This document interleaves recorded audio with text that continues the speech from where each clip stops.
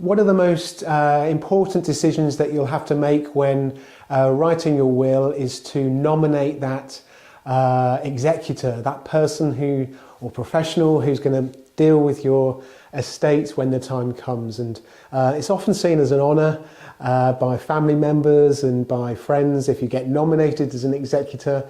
But that's until the time comes when it quickly becomes apparent that it's going to be a very stressful and time-consuming role. So think really long and carefully about who you choose. I would recommend to have a professional firm, at least be alongside supporting that person. It can be a very complex process. There's a strict legal process to follow. And it's only getting more complicated with pensions forming part of inheritance tax next year, and I'll talk a little bit more about that later in the video. So that person needs to have the capability and the technical expertise to actually handle this legal process properly. And given that the executor has unlimited legal liability, it's even more important that everything gets done correctly and in a time efficient manner. It needs to be someone young enough and someone who's available and actually wants to do the job. You know, quite often people will be nominated executor and then they'll turn the job down, or they just won't have the capability or the capacity to actually carry out the role when the time comes, and that just creates delays and cost and unwanted stress down the line. I would strongly recommend that you nominate someone independent and objective. One of the problems, as we all know, with money is that it can cause arguments and disputes, especially with different family members. So it'd be ideal if you choose someone who is independent, who's objective, who's not a beneficiary themselves, who can actually carry out your wishes in the will independently, objectively, to ensure that it's carried out in a legal and proper manner and it's done correctly, and we don't have arguments and disputes and contested wills, which is only going to add to cost to organise. Someone local is good, you know, someone that's able to deal with just the practicalities of dealing with people's estate, the paperwork, the property, the assets, the kind of the day-to-day management of the estate. So someone local, so someone who's, you know, available, who's capable, someone local, someone objective and independent, someone who's got the ability to actually do the role when it comes to it. Some of the duties of the executor, I mean, the main one really is to carry out the wishes of the deceased, to make sure that the assets are distributed to beneficiaries is exactly in line with what's said in the will. Remember, it's an unlimited legal responsibility of the executor.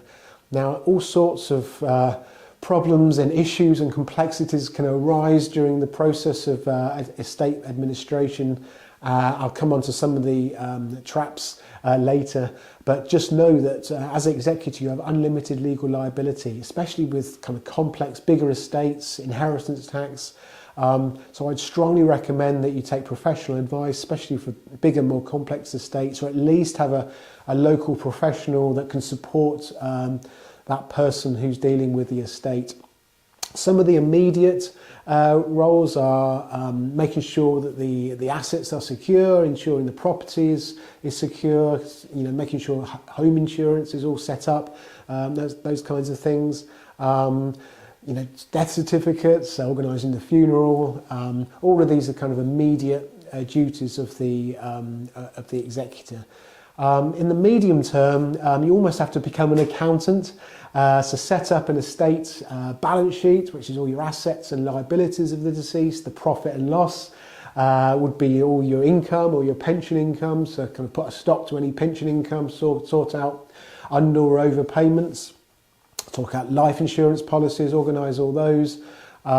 Sort out the tax on those accounts, because there might be a tax on any income, over or underpaid tax. So you almost become a bit of an accountant for a bit of time, just to organise your deceased accounts. Inheritance tax is the big one, as I say.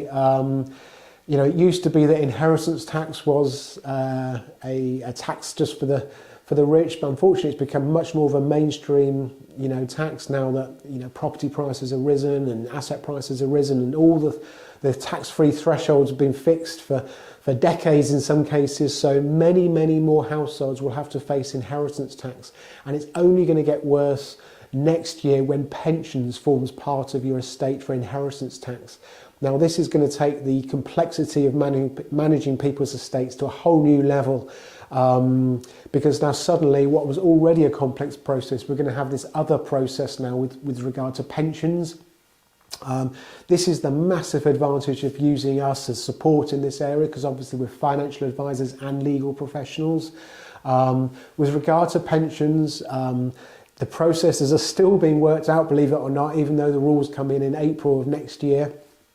I would strongly recommend, if you have different pensions, if you have multiple pensions, that you get us to look at them, or get your financial advisors to look at them with regard to potentially consolidating them and getting your affairs in order, because after you've passed away, there's going to be a process where you're going to have to organise the pensions. It's like going to be a parallel running process of organising the pensions and organising the estate, working out how the inheritance tax is going to be paid and on how much on the pensions and on the estate itself.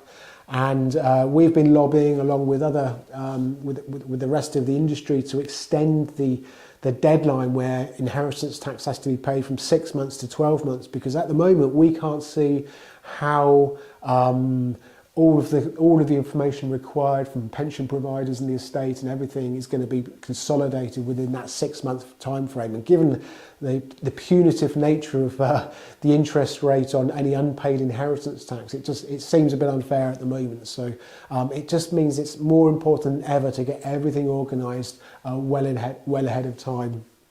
So as I said, it's organising your accounts, the estate, inheritance tax, organising the estate accounts to make sure that all the assets and liabilities are listed properly, set up any trusts that are in the will. So it might be a children's or grandchildren's trust, or a property protection trust, or a flexible life interest trust, all of these protective trusts that might be in the will, to make sure that the assets are guaranteed to pass to the people that you want them to go to. And then once everything has been cleared, HMRC has cleared off the accounts, then distributing those assets to the correct beneficiaries. As I said, there are a number of traps that you can trip up on over the course of managing someone's estate. Just remember, as I said, unlimited legal liability to the executor. So just be aware of some of these traps, and if you're unsure, definitely just take professional advice on some of these. It's a strict legal process to follow. So if you don't follow the legal process, you are leaving yourself open to challenge and dispute. So make sure you follow the legal process when dealing with someone's estate. Again, if you need help, just get in touch.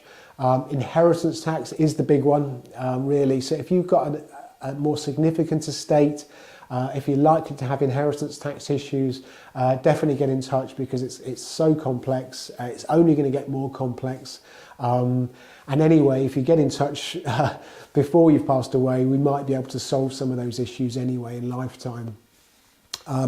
Other issues might be making wrong distributions or wrong assets being distributed to wrong beneficiaries. All of this can lead to family disputes, arguments that only expensive lawyers can organise. So just make sure that everything is done above board and correctly and in line with the wishes as set out in the will.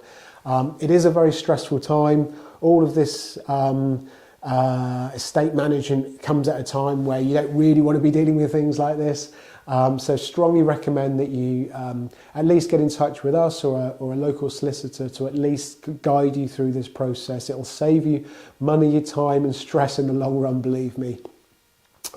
So that's a quick run through of the role of the executor, whether you're writing a will and you're thinking about who to be your executor, or you are an executor and now you're starting to start this process. If you have any questions or if you need support, you know where we are. I'm actually doing some estate planning events later in the month. So definitely go on to haroldstevens.co.uk to get details of the events and to book your place.